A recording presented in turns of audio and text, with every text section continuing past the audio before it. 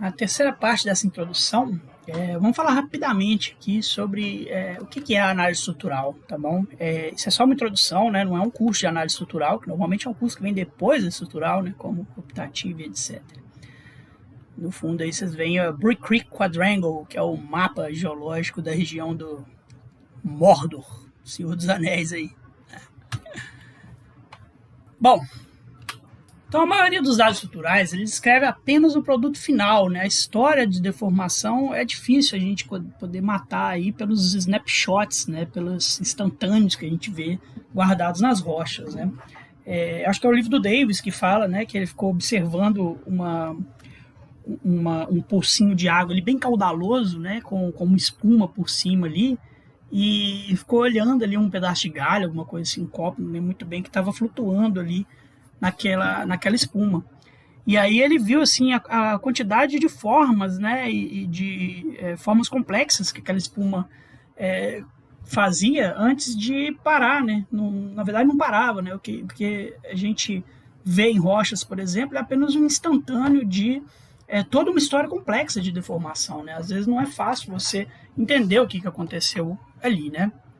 Você tem que trabalhar com o que você consegue ver em termos da página que foi preservada daquela história no floramento, né? Ou dentro de minerais específicos, né? Dentro de porções específicas das rochas que foram preservadas de deformação posterior, talvez você consiga ver outros instantâneos, né, de deformação que aconteceu antes, né?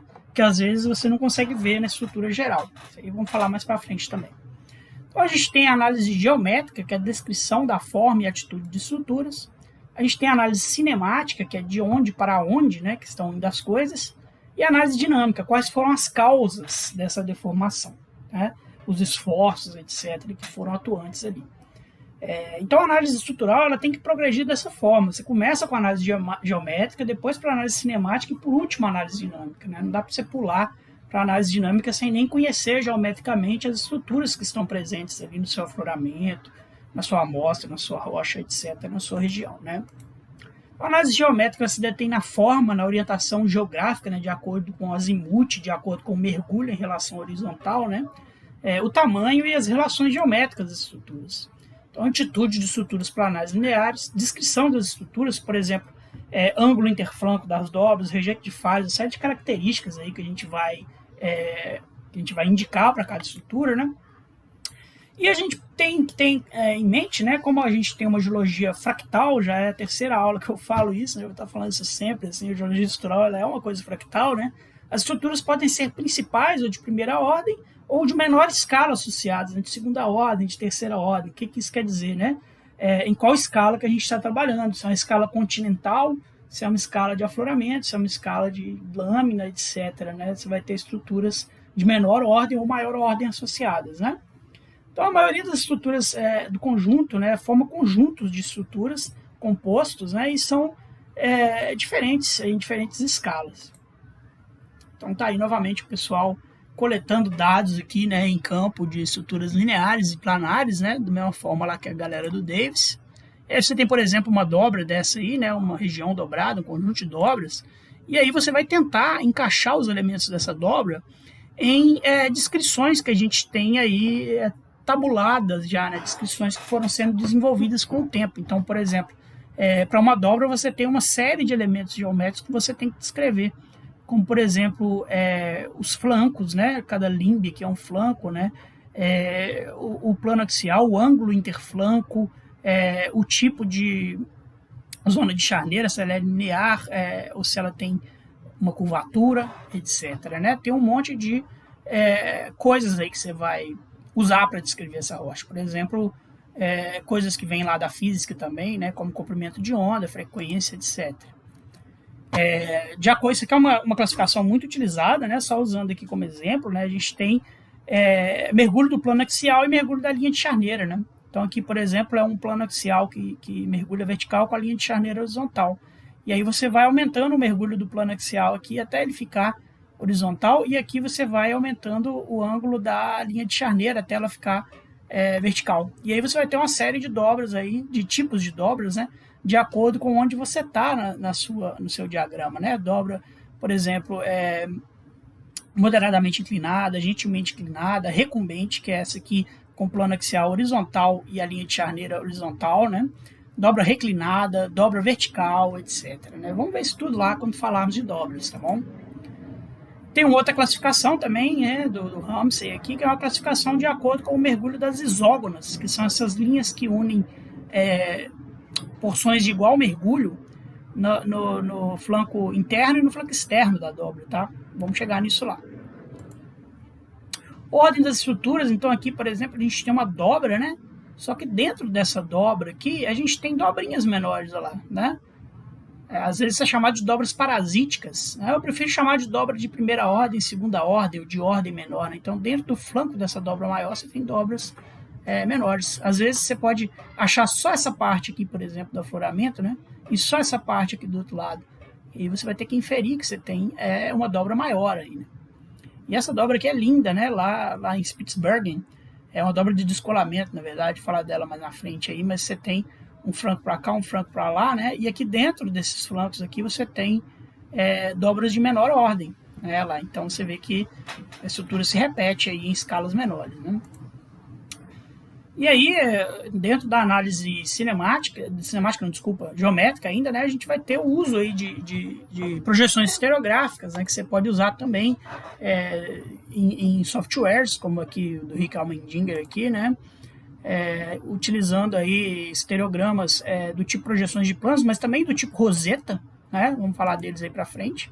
E isso pode ficar muito complicado muito rapidamente se você plota muitos planos, por isso são usados essas projeções do tipo polos de planos. Vamos falar disso tudo mais para frente aí nas aulas práticas, tá bom? A análise cinemática diz respeito ao modo como as partículas se movem durante a deformação, né? Então, o que está indo para qual lado, vamos dizer assim, né?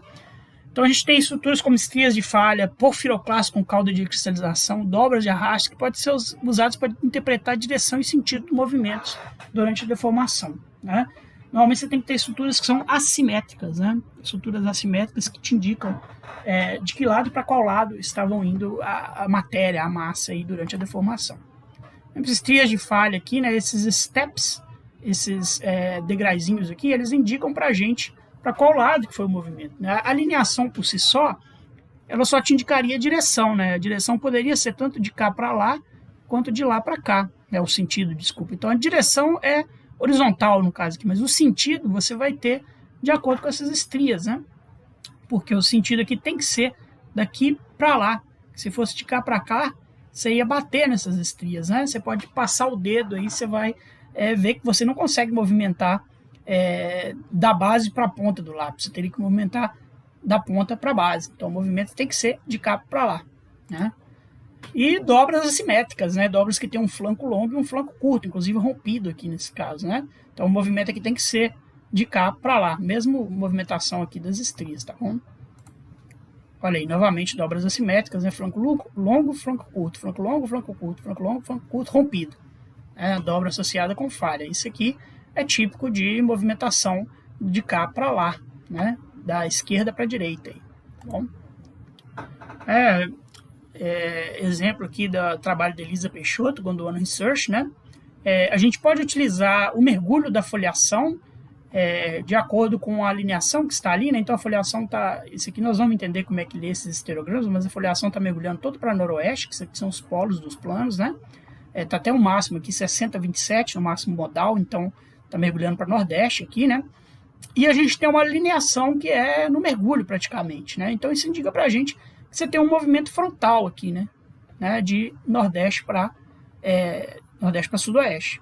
Aqui o mapinha dela indicando isso. Então a gente pode usar conjuntos de estruturas também para tentar dar interpretações cinemáticas. No caso, aqui na zona de estrutura do Horóscopo de Araçuaí, né, você tem movimentação de nordeste para sudoeste. Olha lá na zona de isolamento Paraíba do Sul, já mostrei essa foto, né? Você tem uma estrutura assimétrica, que é um porfiroclasto do tipo delta, que é um porfiroclasto, o que é, né? Era um bloco, um mineral, que no caso um feldespato, né? Que ele se comportou de forma mais rígida do que a matriz que estava ao redor dele, que diminuiu mais de tamanho durante a deformação. E no caso específico do porfiroclasto do tipo delta, né? Ele roda mais rápido do que ele recristaliza. E com isso você vai ter uma cauda de recristalização dos dois lados, que nesse caso indica o movimento para a gente aqui da esquerda para a direita, tá? O horário, né? Destrógeno aí, no caso. Mesma coisa aqui, é um budanzinho aqui em forma de peixe. Normalmente essas estruturas assimétricas, né? A movimentação é subindo a escada. O que quer dizer subindo a escada? Você vai do degrau mais baixo para o degrau mais alto. Né? Então, novamente, movimentação destrógena, da esquerda para a direita. E com isso a gente tem essa noção de divergência tectônica ou direção de transporte de massa. Né? Vergência quer dizer de onde para onde. No caso aqui, por exemplo, dessa Forlândia Apuliana, aqui na Itália, né, você tem uma vergência do sudoeste para nordeste, né, sempre de um para outro, né, de um lado para outro, oeste para leste, etc. Vamos aprender a falar essas coisas aí, quando falar de falhas, etc. Né? Olha lá, por exemplo, aqui perfis aí nos Andes e nos Himalaias, né? Normalmente, regiões orogênicas, né, cadeias de montanhas, você tem a vergência bem definida para o lado do continente, né? Porque você está colidindo aqui uma placa com a outra e você vai tender a cuspir material para os dois lados, né? Então, para o lado da Índia aqui, você tem as estruturas todas vergindo para o continente indiano, quer dizer, cavalgando por cima do cráton indiano aqui, né? E para o lado da Ásia é a vergência para o outro lado, né? Cavalgando para o outro lado. Então, a anatomia de um orógeno, né? Muitas vezes você tem essa estrutura bivergente aí, né? Ela verge para os dois lados, que está expulsando massa aqui do meio, né? Para um lado e para o outro. Então, se você vier aqui, ó, o conjunto de estruturas, falhas, dobras, lineações, foliações, etc., elas todas vão te indicar vergência aqui para o lado do cráton, então para o lado da placa inferior, a lower plate vergência. E do outro lado a mesma coisa, né? As falhas, as dobras vão vergir para o lado da outra placa, né? Da placa superior. No meio, na região de núcleo do orógeno, né, que as coisas ficam mais complicadas, eles têm coisas verticais, etc., né? E essa região é a região que você tem um maior espessamento crustal, né? Então a erosão aqui tende a mostrar coisas mais profundas, né? E deformação em condições de alto grau, etc., fundidas, é um pouco mais complicado. Então, normalmente você tende a aumentar o grau metamórfico, né, e a temperatura e a pressão, de acordo com que você vai andando aqui da região externa para a região interna do orógeno. E do outro lado a mesma coisa, né, região externa para a região interna. O sistema de nappes alpinas aí é um perfil aqui da planície do Rio Pó, na Itália, aos Montes Jura, na França. Você tem aqui, né, uma coisa complicadíssima, que você passa aqui pela uma região de núcleo orogênico, né? Mas quando você passa para o lado dos Montes Jura, né, você tem toda a vergência das estruturas toda para o lado da França lá, né? As nappes penínicas, o Mont Blanc aqui, que é um pedaço de embasamento aqui, né? Aí você passa lá para o lado lá da França e tal, até o Graben de Bresse. E para o lado da planície do Rio Pó, as estruturas tendem a vergir para o outro lado, né? Mesma coisa nos Himalaias, aí, como a gente já falou antes, né? A Índia colidindo com a Ásia, formando os Himalaias, você tem a vergência das estruturas todas aqui, nesse lado aqui, para o lado do planície do Ganges aqui, né? E se a gente pega exemplos de orógeno mais velhos, que já estão dissecados, né? No caso que o orógeno Araçaí e o West Congo, você vai sair aqui de Minas Gerais e até lá na África, do outro lado, né? A gente tem um orógeno que foi preservado metade, mais da metade, né, do lado do Brasil e a outra metade do lado da África. E com isso, a metade do lado do Brasil, ela verge para o nosso lado aqui, que é o lado do paleocontinente de São Francisco, né? E a gente chega até o núcleo orogênico no Brasil, né? Até um pedacinho da África. O Carlota brinca que você passou de Valadares, você já está na África já, na verdade, né? E aí quando você vai para o lado do Oeste Congo, você pega as estruturas vergindo todo para o outro lado, que é para o lado do paleocontinente do Congo aqui, né? Então, para o lado de cá, as estruturas vergem para o paleocontinente de São Francisco, para o lado de cá, elas vergem para o cráton do Congo. Por último, análise dinâmica, né, que é o estudo das forças, esforços, orientação, magnitude que causam os movimentos das partículas, né? Ela busca, então, reconstruir a orientação e magnitude desses campos de esforços, né? Na prática, é muito difícil a gente fazer isso, principalmente para coisas antigas, né? Só em circunstâncias muito singulares, quando a gente tem um conjunto muito bom de dados cinemáticos, geométricos, para poder reconstruir essas coisas, né? Então, quase sempre a gente mede a deformação, né, a cinemática e as taxas de deformação, etc. E tem, a partir de premissas sobre a reologia, né, a relação entre o estresse e o strain das diferentes rochas, como a gente viu na estrutural 1, tentar dizer algo sobre dinâmica. Porém, para coisas mais novas, né, por exemplo, aqui, terremotos que acontecem hoje em dia, você consegue ir direto, né, nas falhas, nos furos de sonda lá, com uma série de elementos de medição e saber qual lado que está tendo compressão, qual lado que está tendo distensão. Essas bolas de praia aí, né, chamado bola de praia de mecanismo focal de terremoto, indica isso para você. Então, quando você tem um terremoto, você pode ir diretamente com os medidores saber para qual lado que está a tensão máxima, sigma 1, tensão mínima, etc. Né? Então, para análise de terremotos recentes, você consegue fazer isso. Por exemplo, se fizer um furo de sonda aqui no Brasil, ele vai fechar, ele não vai abrir com o tempo. Né? Então, com isso, a gente sabe que o estado de tensão principal, o sigma 1, deve estar mais ou menos na horizontal. Né?